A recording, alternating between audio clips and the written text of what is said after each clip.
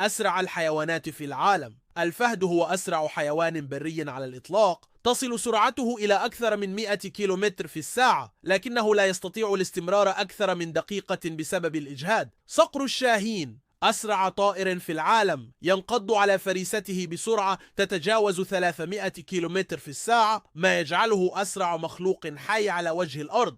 غزال تومسون يمتلك سرعة تصل إلى 80 كيلومترا في الساعة، إضافة إلى قدرته على تغيير اتجاهه بسرعة أثناء الجري للهروب من المفترسات.